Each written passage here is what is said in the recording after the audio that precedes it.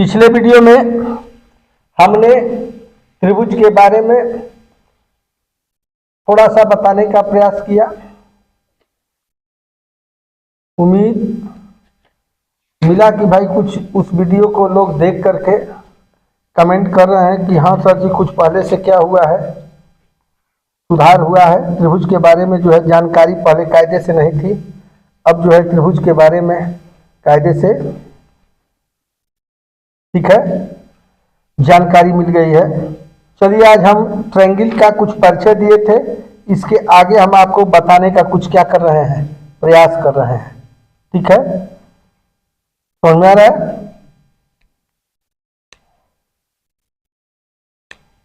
ठीक है, चलो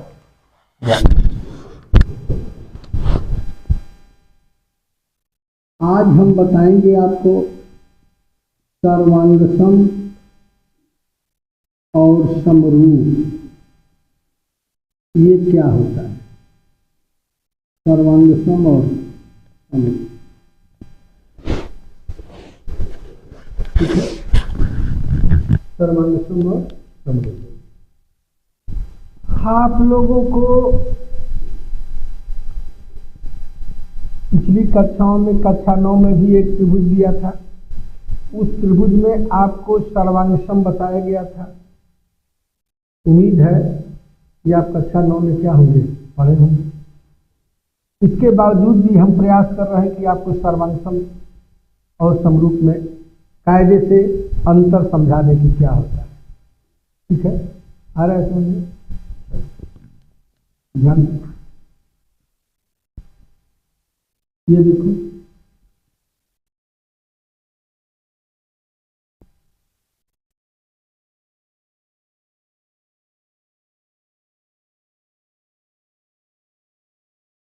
ए बी ए बी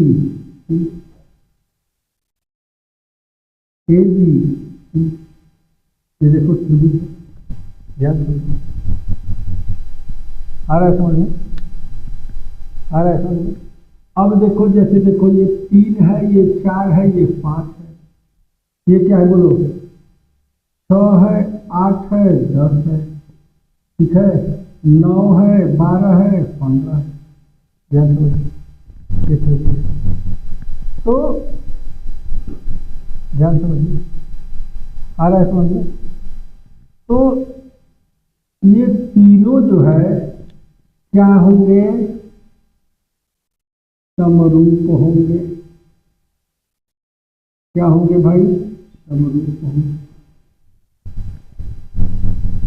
कैसे होंगे उसको भी बताएंगे, 2 मिनट पहले सुनो। ये त्रिभुज है, ठीक है, ध्यान दो ध्यान दो ध्यान दो, ध्यान से समझो। ये समरूप है, आ रहा है समझ में? समरूप है, समान रूप का है। क्या है? जैसे सुनो सुनो सुनो, हाथ में कड़ा पहने हो, ठीक है, हाथ में कड़ा पहने हो तो उसका रूप चाहे बड़ा वाला कड़ा हो वो भी गोलाकार होगा, सर्किल जैसा, छोटा हो भी सर्कल, मतलब उसका रूप इस टाइप का होगा। भले उसकी त्रिज्या, और जैसे ये कड़ा हो गया तो कड़ा के बीच से यहाँ तक की जो त्रिज्या होगा कि नहीं होगा? उस कड़े को जमीन पर रखिए, सेंटर बीच में वहाँ सेंटर हो गया तो ये त्रिज्या हो गई। ठीक है, ये मान लेते हैं कि 5 सेमी का कड़ा है। कोई कड़ा जो है 3 सेमी का ले सकता है, कोई 2 सेमी का भी ले सकता है, कोई 1 सेमी का भी कड़ा ले सकता है। इन चारों का जो रूप है ये वृत्त के आकार का है।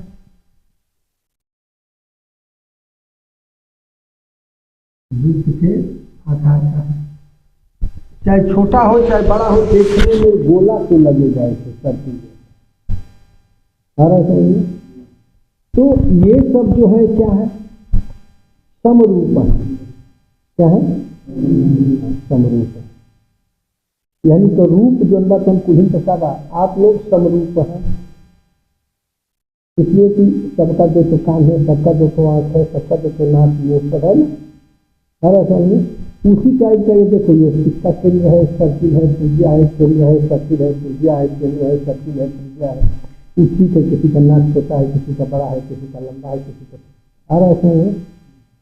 तो ये जो है क्या हो गए हमारे समरूप हो गए, हर असल में क्या हो गए समरूप, हर असल में बोलो भाई क्या समरूप।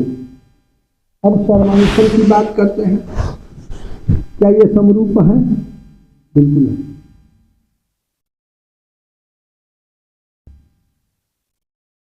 बिल्कुल है। कैसे? देखिए देखिए ध्यान समझिए।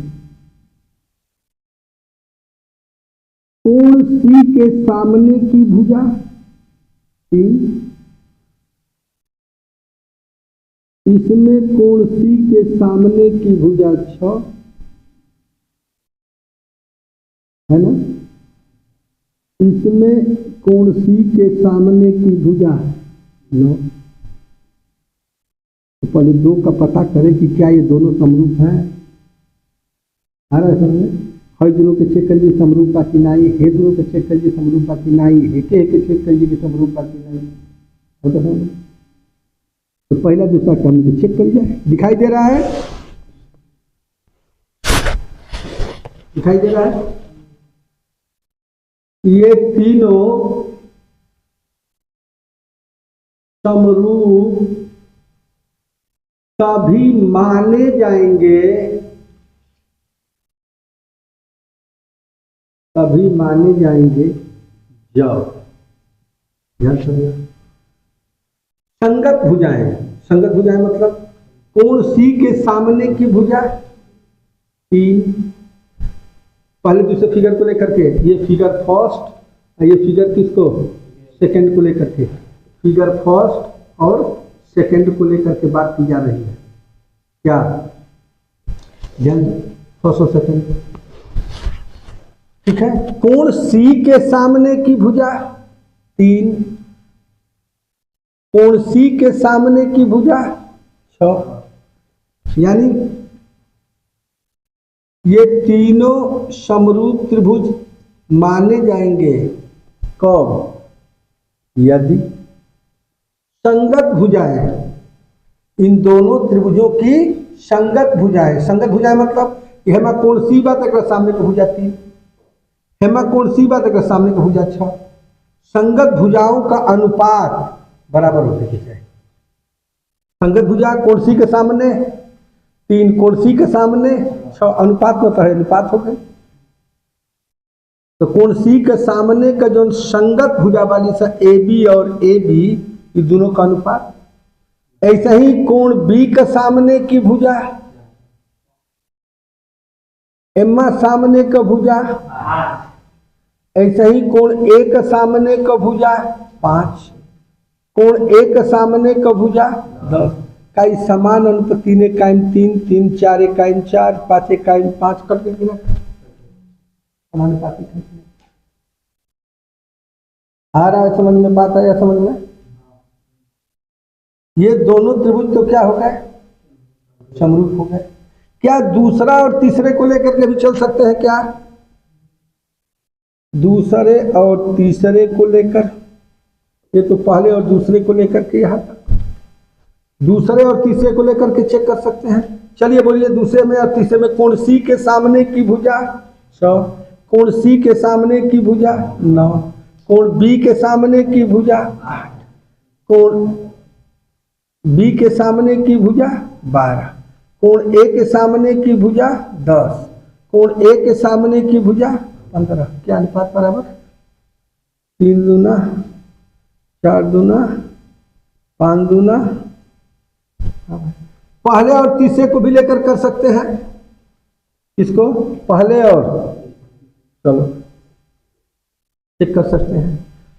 पहले और तीसरे को देखो, कोण सी के सामने की भुजा 3, कोण सी के सामने की भुजा 9, कोण बी के सामने की भुजा 4, कोण बी के सामने की भुजा 12, कोण सी के सामने की भुजा, कोण बी कोण ए के सामने की भुजा 5, कोण ए के सामने की भुजा 3 ने गया 3, 4 तिहाई 12, 5 तिहाई 15। क्या पहले और तीसरे को लेकर के हमने समरूप को दिखा दिया कि नहीं दिखा दिया?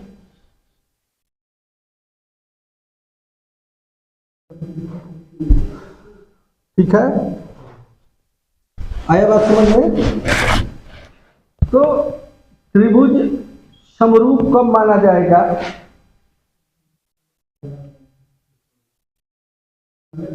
यदि संगत भुजा बराबर हो, संगत भुजाओं का अनुपात। भाई समरूप मतलब दूर चीज रही तब ना समरूप हम देखा। सम माने बराबर, रूप माने चेहरा। जब बराबर दूगो चेहरा रही तब ना के देखा। तो कैसे देखा? कम से कम समरूप खातिर दूर को फिगर तो जरूरी बा ना।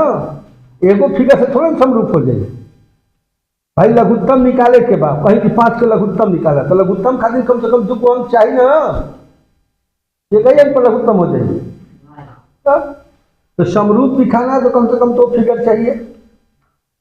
तो ये त्रिभुज दोनों को समरूप दिखाना है तो इनकी संगत भुजाओं का अनुपात बराबर होना चाहिए। आ रहा है समझ में? है? बोलो भाई। चलो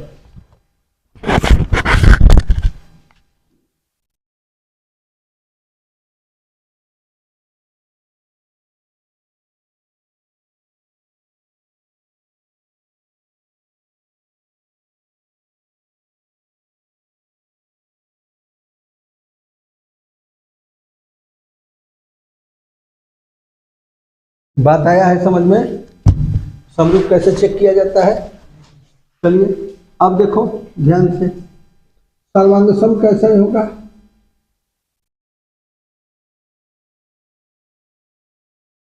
ध्यान दो, ये 2 त्रिभुज है, A B C P Q,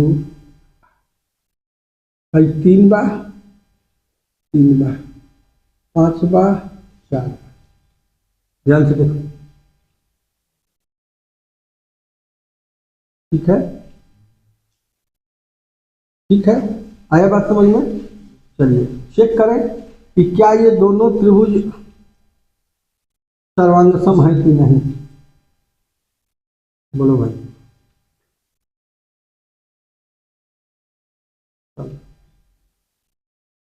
ध्यान से देखो, देखो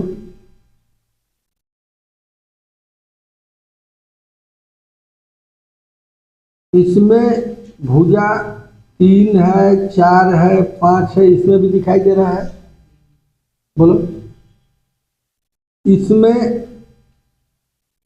3 किस कोण के सामने है?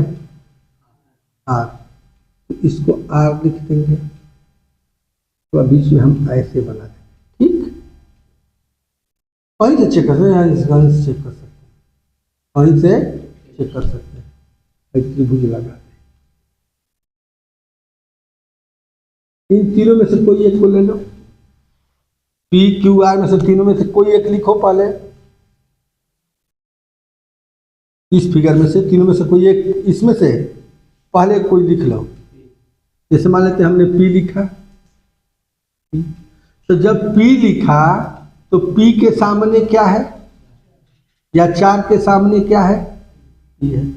4 के सामने क्या है? 4 के सामने क्या है? तो 4 के सामने क्या है? तो यहां पहले से है। बात समझ में? यदि यहां क्यू लिखते हैं तो क्यू के सामने क्या है? 5। या 5 के सामने क्या है? क्यू। 5 के सामने क्या है? ए लिखेंगे। आया बात समझ में? आया। अब जो बचा आर, किसके सामने आर है? 3 के सामने आर, तो इसमें 3 के सामने। अब ये दोनों त्रिभुज क्या हो गए? सर्वांग सम हो गए।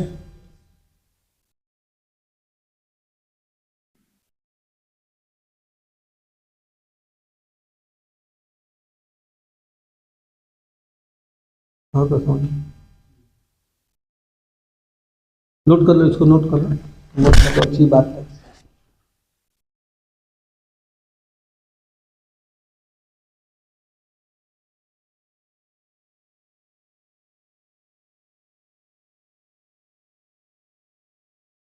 ध्यान सुनो।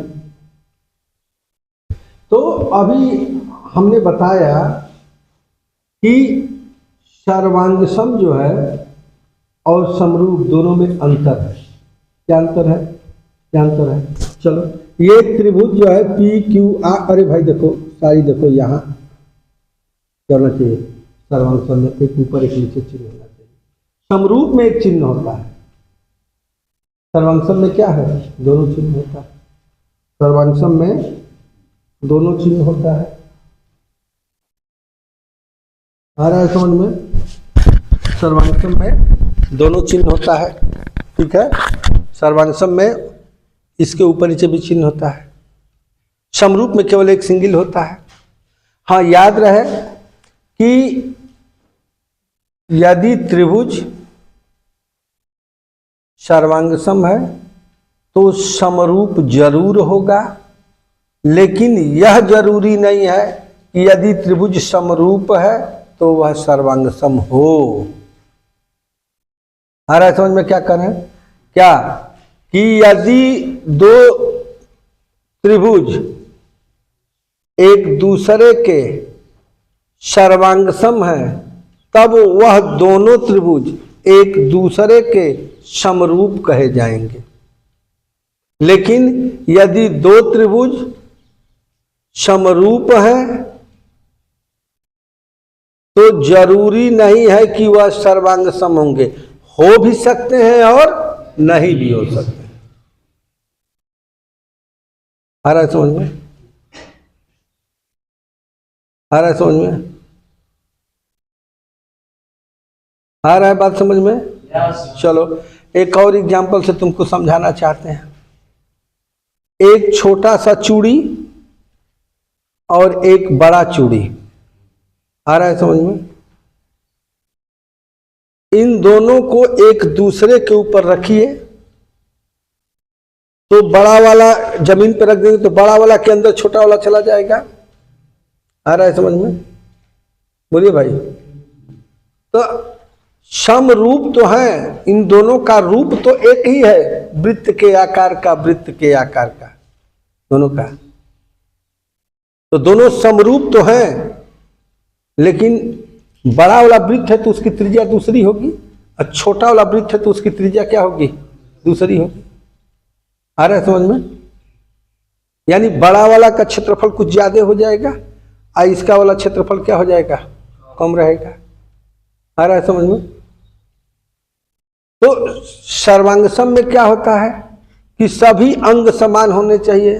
जैसे क्षेत्रफल की बात करता है तो दोनों का क्षेत्रफल क्या होना चाहिए, सेम होना चाहिए। बड़े वाला का क्षेत्रफल बड़ा और छोटे वाले का क्षेत्रफल छोटा, तो क्या बड़ा वाला चूड़ी और छोटा वाला चूड़ी दोनों एक दूसरे के समरूप तो हो सकते हैं। दोनों का रूप जो है वृत्त के आकार का है, चाहे 5 सेंटीमीटर त्रिज्या का कड़ा पहनिए हाथ में, चाहे 2 सेंटीमीटर त्रिज्या का कड़ा पहनिए हाथ में, इन दोनों का रूप तो भाई वृत्त के आकार का है, तो ये दोनों समरूप तो हो गए। लेकिन 5 सेंटीमीटर वाला जो कड़ा पहने हैं और एक 2 सेंटीमीटर, तो 5 सेंटीमीटर वाला का क्षेत्रफल कुछ दूसरा होगा, पाई आर स्क्वायर से 5 5 25 पाई। यदि 3 सेंटीमीटर तो 3 3 के 9 पाई, तो बड़े वाले का क्षेत्रफल 25 पाई और छोटे वाले का 9 पाई। तो रूप तो समान है, लेकिन क्षेत्रफल वाला अंग समान नहीं है। तो समरूप तो है, लेकिन क्षेत्रफल वाला जो अंग है वो समान नहीं है, यानी समरूप होते हुए भी सर्वांगसम नहीं है। लेकिन यदि 5 सेंटीमीटर का एक चूड़ी है, दूसरा भी 5 सेंटीमीटर का चूड़ी है, तो 5 5 25 पाई उसका भी होगा, 25 पाई इसका भी होगा। ये भी जो है सर्किल के आकार का, ये भी सर्किल का आकार, और इसका क्षेत्रफल और इसका क्षेत्रफल दोनों सेम हो गया। तो सर्वांगसम जो है समरूप सर्वांगसम होने लगेगा। समझ में आएगी? फिर से समझाएं। फिर से सुनो, फिर से सुनो, फिर से सुनो। समरूप और सर्वांग को ध्यान से सुनो, समझा रहे हैं, ध्यान से सुनो, ध्यान से सुनो, ध्यान से सुनो। ठीक है, दो चूड़ी हमने लिया, दो चूड़ी लिया, ध्यान दो। एक चूड़ी 2x2 का चूड़ी लिया या 2.5 छोड़ जो भी हो, सेम साइज का दो चूड़ी लिया, सेम साइज का, जो औरतें पहनती हैं हाथ में, दो चूड़ी ले लीजिए। पहले वाली की त्रिज्या 5 है तो दूसरे वाले की भी 5 होगी। पहला वाला जो है वृत्त है तो दूसरा वाला भी क्या है, तो रूप तो दोनों का बराबर हो गया, लेकिन क्षेत्रफल रूपी अंग, परिमाप रूपी अंग, भाई सर्व अंग समान होना चाहिए ना। सर्वांगसम की मीनिंग है सर्व अंग समान, सर्व अंग समान। जैसे चूड़ी लिए, दो चूड़ी, एक 5 सेंटीमीटर का त्रिज्या वाला, दूसरा भी 5 सेंटीमीटर का त्रिज्या वाला, तो दोनों का रूप तो सर्किल है, दोनों गोल जैसे है ना। ये भी चूड़ी है गोल, ये भी गोल चूड़ी, ये भी गोल चूड़ी, इसका भी 5 सेंटीमीटर त्रिज्या, इसका भी 5 सेंटीमीटर त्रिज्या। आ रहा है समझ में? तो दोनों का रूप क्या हो गया, समान हो गया। दोनों जो है सर्किल के आकार के हैं, रूप में क्या है, दोनों सर्किल के आकार के हैं। और क्षेत्रफल भी दोनों सेम है, 5 ये भी है 5 ये, तो 5 पाई आर स्क्वायर होता है, तो 5 25 पाई, एगो कहो जी दूसर को कितना हुई 25 पाई। तो रूप भी समान बा और क्षेत्रफल वाला अंग भी का बा। अब परिधि वाला अंग के भी चेक करो, 2 पाई आर तो 5 दूना 10 पाई, हेउ में देखा 2 पाई आर से 5 दूना 10 पाई। आओ था समझ में क्या कहता है, बोल को समझाई। तो हमने दो चूड़ी लिया सेम साइज का, सेम साइज का दूठो हमने क्या ले लिया, चूड़ी ले लिया। अब पहले वाली की त्रिज्या 5 सेंटीमीटर और दूसरे वाली की भी त्रिज्या 5 सेंटीमीटर। अब सुनो सुनो, दो चूड़ी हमने लिया, एक चूड़ी ये और एक चूड़ी ये, सेम साइज का। सेम साइज का मतलब कि एहू का त्रिज्या 5, तो एहू का त्रिज्या कितना हो गई 5। दो को चूड़ी दोनों सेम साइज का, एहू का त्रिज्या 5, एहू का त्रिज्या 5। तो दोनों का रूप देखला पर ऐसे सर्किल नियर आवता, घेरा नियर आवता, दोनों चूड़िया देखला पर, यानी कि रूप तो समान बा। और तो समझ में, लेकिन एक यदि क्षेत्रफल निकाली तो पाई आर स्क्वायर से 5 5 तो 25 पाई एकड़ हो जाए। हेउ का निकालो तो पाई आर स्क्वायर से 5 5 25 पाई। परिधि देखिए कर 2 पाई आर, हेउ का परिधि 2 पाई आर, 2 गुणे पाई गुणे आर का मान 5, तो 5 दूना 10 पाई हेउ का 2 पाई आर, 5 दूना 10 पाई हेउ का। तो दोनों का परिधि भी सेम बा, क्षेत्रफल भी सेम बा और रूप भी समान बा। तो रूप भी समान होके और अंग भी का होके लगे, समान होके लगे, क्षेत्रफल वाला अंग, परिधि वाला अंग। और तो समझ में, तो ये जब दोनों का रूप बराबर हो और अंग जब बराबर हो जाएंगे तो ये समरूप जो है सर्वांग सम कहलाने लगेगा। है बात समझ में? समरूप सर्वांग सम हो भी सकता है और नहीं भी हो सकता है। पहले दोनों को फिर से समझो, समरूप सर्वांग सम कब होगा कब नहीं होगा। दो चूड़ी लिए, एक छोटी चूड़ी एक बड़ी चूड़ी, इन दोनों का आकार क्या होता है, वृत्त जैसा। एक की त्रिज्या 2 और एक की त्रिज्या 5। तो रूप तो दोनों का जो है क्या है, वृत्त जैसा है। दोनों का शकल क्या है, वृत्त जैसा है। लेकिन एक की त्रिज्या 2 है, एक की 5 है, तो पाई आर स्क्वायर से 2 दूना 4 पाई हो जाएगा इसका क्षेत्रफल। अब पाई आर स्क्वायर से 5 5 25 पाई हो गया, तो ये 4 पाई हो गया, ये 25 पाई। तो ये क्षेत्रफल वाला अंग इसका और क्षेत्रफल वाला अंग इसका दोनों बराबर है, समान है। परिधि इसका होगा 2 पाई आर से, तो 2 दूना 4 पाई, 5 दूना 10 पाई। 2 पाई आर होला ना, 2 गुणे पाई गुणे आर का मान 5, 2 गुणे पाई गुणे आर का मान 2, तो 2 दूना 4 पाई, 5 दूना 10 पाई। तो एक परिधि वाला अंग और क्षेत्रफल वाला अंग दोनों समान नहीं कि हाँ रूप समान बा। तो रूप समान बा तो समरूप तो कहा ही, लेकिन इस सर्वांग सम नहीं थे। लेकिन यदि दोनों का दो बराबर आकार के चूड़ी ले लानी, हेउ का त्रिज्या 5, हेउ का त्रिज्या 5, तो एकर रूप और एकर रूप दोनों का रूप तो समान हो गए, दोनों का रूप का सर्किल नियर होगा, सर्किल नियर होगा, दोनों का रूप समान हो गए। लेकिन यदि क्षेत्रफल पाई आर स्क्वायर से दोनों को देखल जाए तो पाई आर स्क्वायर, तो पाई आर का जब 5 का स्क्वायर तो 5 5 25 पाई एउ का हो जाए। अब पाई आर स्क्वायर 5 5 25 पाई एउ का हो गई, तो क्षेत्रफल वाला अंग दोनों का समान हो गई, रूप भी समान हो गई। परिधि 2 पाई आर 5 दूना 10, 10 पाई, 2 पाई आर 5 दूना 10 पाई, यानी कि दोनों का रूप भी समान बा और क्षेत्रफल और परिधि वाला दोनों अंग भी का बा,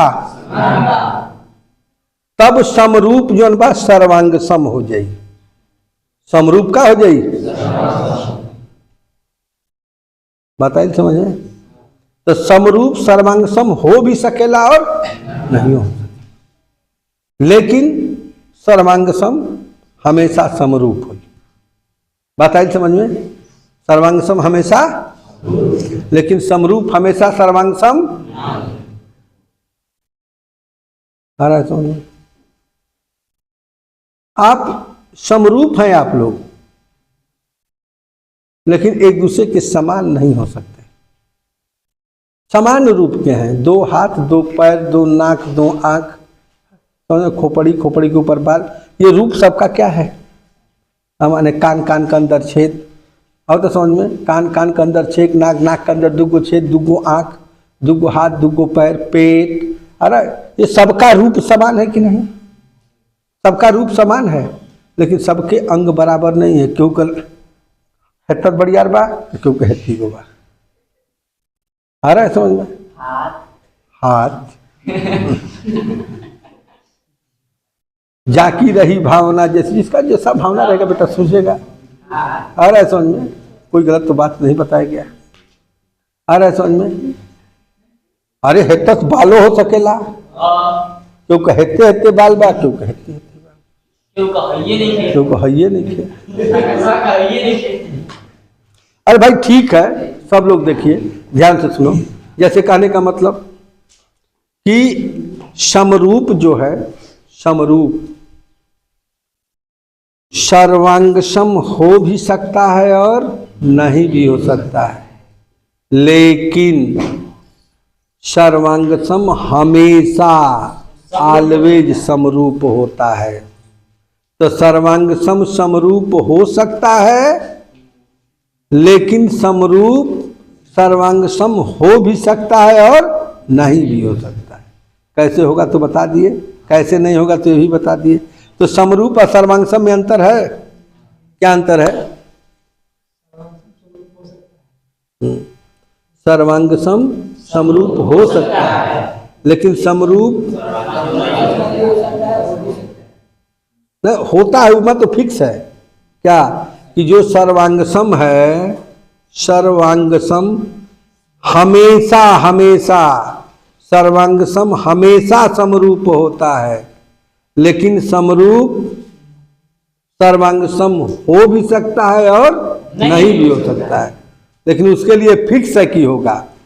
आ रहा है समझ में। सर्वांग सम तो फिक्स है कि समरूप होगा, लेकिन समरूप का फिक्स नहीं है कि सर्वांग सम होगा, हो भी सकता है और नहीं भी हो सकता है। आ रहा है समझ में, इसलिए तो यहां इंपॉर्टेंट डाले थे ये बात।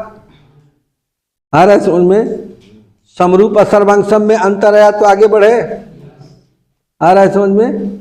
चलिए, समरूप और सर्वांग सम में, अच्छा समरूप के लिए 2 शर्त, संगत कोण और संगत भुजाएं। संगत कोण बराबर हो और संगत भुजाएं समानुपातिक हो। संगत कोण बराबर और संगत भुजाएं, नहीं समझ में आ रहा है? नहीं, चलो देखो ध्यान से, समरूप का दर्शन कायदे से कराते हैं। बोर्ड पे देखो,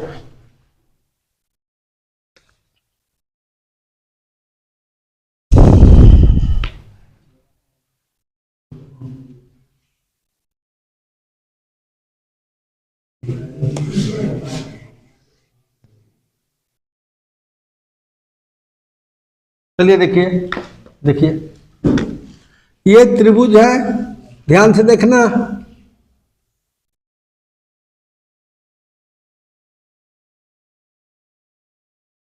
ए बी सी पी क्यू, ध्यान दो ये दुगो त्रिभुज बा, कौन कौन रे भैया? ए बी सी और ए बी सी और चलिए ये 60 डिग्री है, 60 डिग्री है, ये 40 है,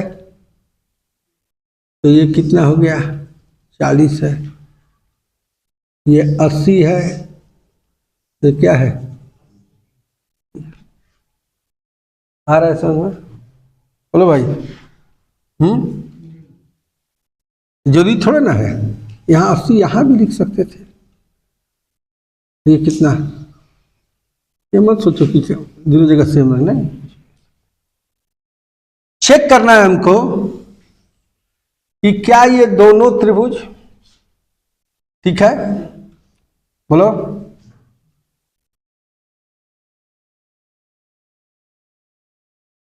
पांच सेमी ठीक है, 5 सेमी,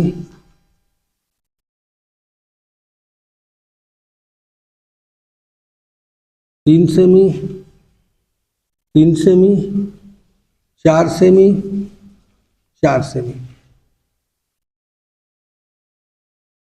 ध्यान से हमको क्या चेक करना है भाई? समरूप,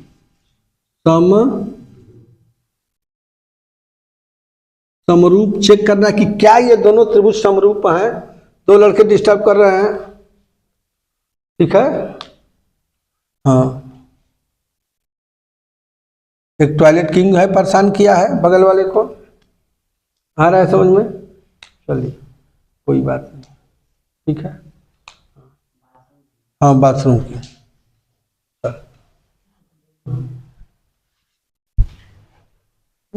क्लास में तुम देख रहे कभी से तुम हरकत कई ठो कर रहे हो। हम बोल नहीं रहे ज्ञान से, इसकी सोच रहे हैं कि अब सुधर जाओ, अब सुधर जाओ, लेकिन अब डिस्टर्ब किए तो बोलना पड़ा, ठीक है? मानोगे नहीं तुम, इसलिए कि समय से पहले। चलो ध्यान समझो, ध्यान समझो। पी क्यू आर और ए बी सी ये दो त्रिभुज बनाए हैं। इन दोनों को हमको चेक करना है कि समरूप है कि नहीं। इन दोनों त्रिभुज को चेक करो कि समरूप है कि नहीं। उन दोनों को क्या करो? चेक करो इन दोनों को समरूप है कि नहीं। तो समरूप कब होंगे? इंपॉर्टेंट बात, दो त्रिभुज समरूप कब होंगे? ध्यान दो, दो त्रिभुज समरूप कब होंगे? नंबर पहला, दो ही शर्त है, दोनों बताए हैं। दो त्रिभुज समरूप कब माने जाएंगे? नंबर पहला, संगत कोण बराबर हो, और नंबर दूसरा, संगत भुजाएं क्या हो? समानुपातिक हो।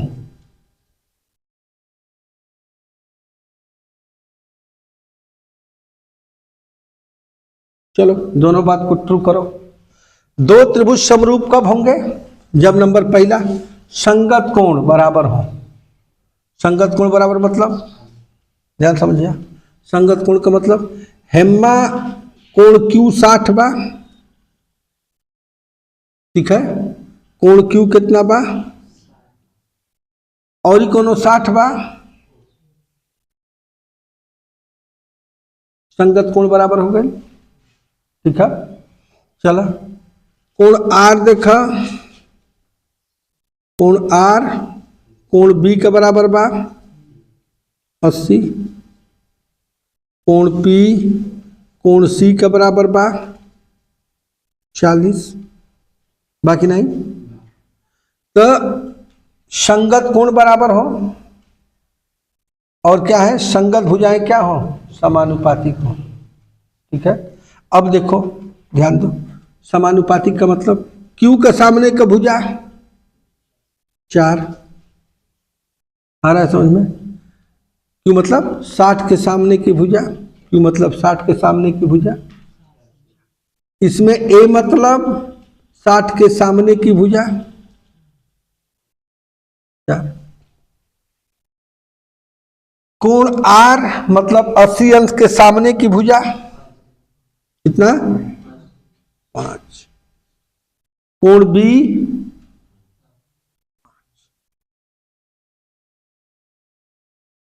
कोण पी कितना?